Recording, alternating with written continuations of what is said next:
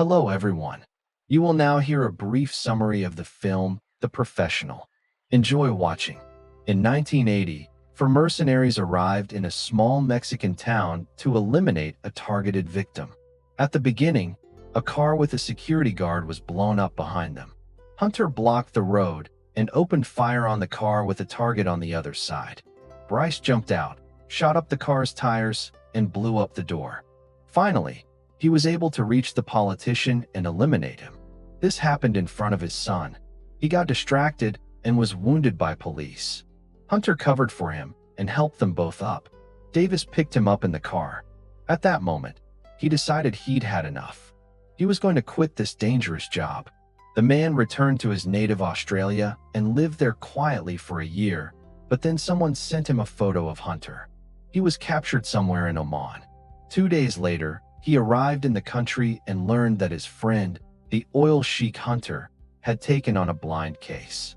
But after learning the details, he decided to simply run away with the money. That's it. Now, to save his friend, Danny will have to do this job. The mercenary was taken to the sheik. During the recent war for power in the region, 3 of his sons were killed. The sheik managed to save only the youngest, Baki. Those responsible for his sons' deaths must be eliminated. All the killers served in the SAS, the British Special Forces.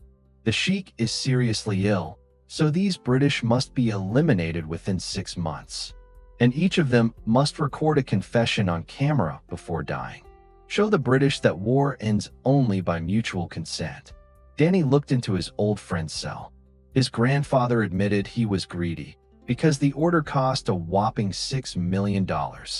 Danny isn't going to play by the rules. He knocked out 2 guards and freed Hunter. His partners started shooting at the macaws, so they had to leave quietly. Unfortunately, it didn't work out. The plan was doomed from the start, but Kickle stopped the fugitives from failing. Despite this, Davis agreed to participate in the case, just like Mayer. After all, they'll get a ton of money for it. But he refused the money. He only wants to free his old friend. They only know one thing. His name is Stephen Harris, and he stayed in Oman at an English military base. His house was infiltrated in the evening, and he split off in London. Davis dropped into a special forces bar and tried to find out which veterans had served in Oman. This suspicious character was immediately reported to Spike Logan. Davis was under surveillance. Former special forces soldiers, now influential businessmen and politicians, organized a kind of secret society that helps in covers for all SAS veterans.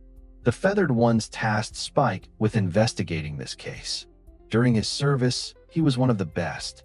Spike himself ordered his comrade, Martin, to follow Davis. The team reunited in Oman. They must disguise all the murders as accidents. They ordered a suitable weapon, a sledgehammer with tile fragments, and noticed a glare from Martin's camera lens and realized they were being followed. The mercenaries chased Martin, who jumped into an underground cave and, to escape their pursuers, smashed it. A beehive means someone is hunting the mercenaries themselves. They need to hurry to infiltrate Harris's house again. Days and Mir posed as war journalists. They tied the veteran to a chair and turned on the camera.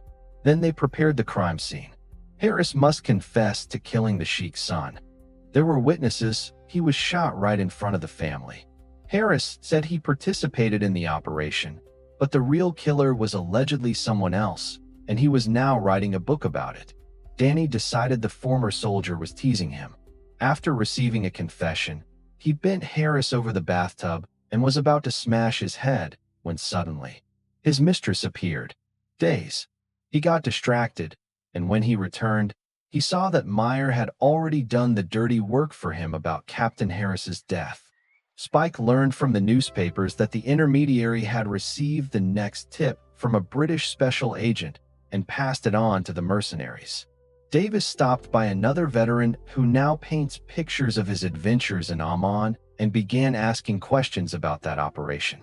The artist immediately called his former comrades, and Davis raised the alarm, then broke his wrist and plunged the fragment into the veteran's neck. After the thug found a report stating that Warrior Crack had killed Sheik's son, his wife was in the hospital, and the soldier himself was preparing for a forced march. Spike instructed Agent Peck to keep an eye on this cream. The mercenaries arrived at the training ground where the forced march would take place. On the one hand, there are always a lot of special forces there, but on the other, it's easy to stage an accident. Spike noticed a suspicious character posing as a doctor. He was one of the killers. Danny realized he had been identified and tried to escape his pursuers by car, making a circle. Danny returned to the hospital. A fight broke out between him and Spike. Danny nearly gouged the operative's eye out, who bit him, causing a hole in his palm. Both fighters fought as if it were their last time. Danny was close to defeat, but, as usual, he settled the matter with a punch to the balls. But Danny, finished off with just 2 punches from the hospital. I stole 2 medications that are supposed to cause hypothermia in KGA. There is still some left. To get to the SAS base and infiltrate their special forces before the drop, he pretended to be one of them and went behind the cream canteen. He slipped eye ache powder into his coffee, but he only drank half a glass. He set out with the others. Half a dose was enough to make Craig ill right at the start of his journey, dying. He confessed to killing one of the Sheik's sons. He sent the recording to the client. The team only had to remove the last major, Simon Makin. This Makin is a psychotic skinhead. The veteran crippled all 3 of them. Spike is already keeping an eye on him. The mercenaries followed the mustachioed guy and found out where he lives. The intermediary found out that Spike doesn't work anywhere, but is constantly busy. The killers called Makin and invited him to interview for a security guard position. The feathered ones from above advised him to calm the guard dog down so he wouldn't interfere with the mercenaries. Everyone here knows Makin will be next. We have to do something. Spike realized that these old guys are doing their job. They betrayed their own people. They're ready to hush everything up just to avoid interfering with the people in power. In any case, if anything happens, Spike, the rookie, has joined the mercenary team. He's killing. It's hard to live with this. A controlled truck crashes into McCung's car, who just left for a fake interview. Spike's man is watching him. A truck driven by Mayer is already moving toward them. They're a few hundred meters away from their destination. The truck driver lost control. The car swerved into the oncoming lane and spun around. McCung didn't have time to brake and crashed into the truck at full speed. Mayer wanted to make sure McCung was dead, but Spike's age spotted him. A chase ensued between him and the rookie. They pulled into a warehouse. Both cars stopped, and Jake constantly got in Meyer's way. And when the fight started, he shot his enemy in the head, accidentally killing his mentor. Days and Davis lost an old friend, but at least the matter is over. They can go their separate ways again. However, Spike won't let it go that easily. He found the hotel where Davis was staying and was arrested in the middle of the night. He had the dead agent's radios with him and learned that his friend was in trouble. Davis managed to escape, but when he ran out onto the highway and tried to stop the car, he was hit by a truck. Spike was furious. This pile of minced meat was our chance to find out who this was. He snuck into Spike's house and learned that he had one less friend. He suggested that Spike forget everything. His job was already over. They'd had enough of death. The Sheik finally let Hunter go. He demanded that the old man also quit this dangerous job. He returned to Australia to his girlfriend, meaning it was over, or he'd leave again. No. Meanwhile, Martin and Spike contacted the middleman, who had just called Denny and said that they'd killed the wrong man after all and left the middleman without his 10% commission. Now the killer will need to meet with Bakatov. Someone left the patron near Inanai's head. Her life was in danger, so he took her to Paris and left the girl.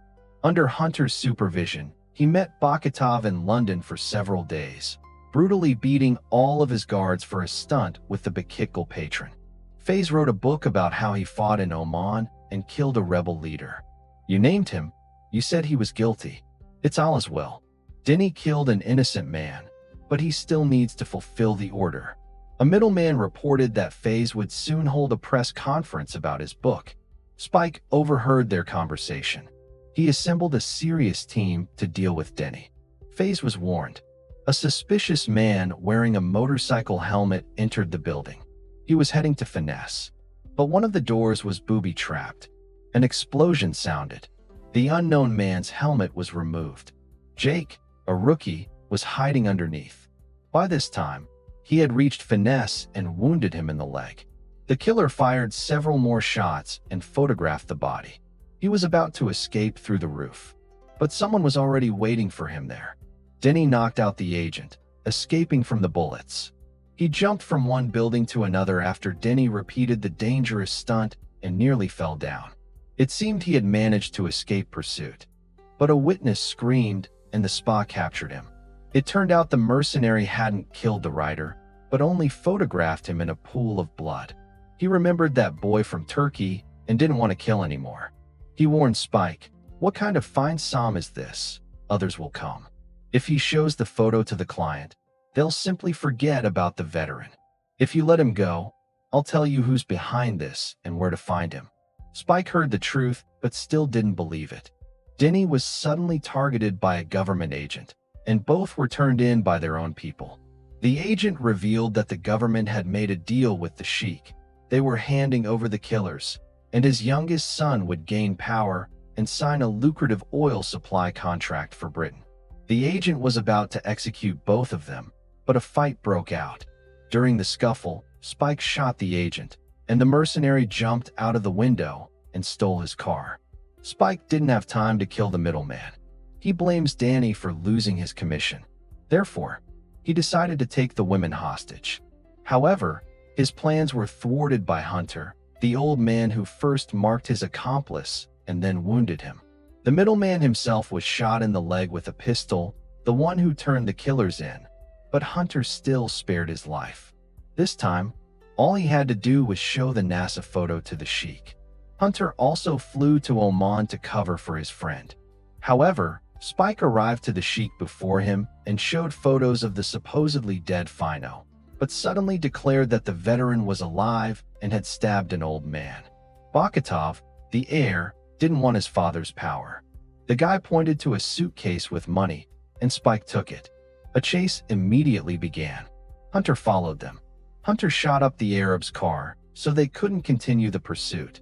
Soon, the mercenaries caught up with Spike and shot out the tires on his car. The mustachioed man said that the sheik was dead and his son wasn't going to return to the desert. So, there would be no contracts with Britain. Hunter found the suitcase with the money, but asked for days not to touch it. Let this dirty money stay with Spike. He still won't be able to return to England after killing a government agent. He still has paperwork to do. A new face, but Danny. I picked up my girlfriend and drove from Paris home to Australia.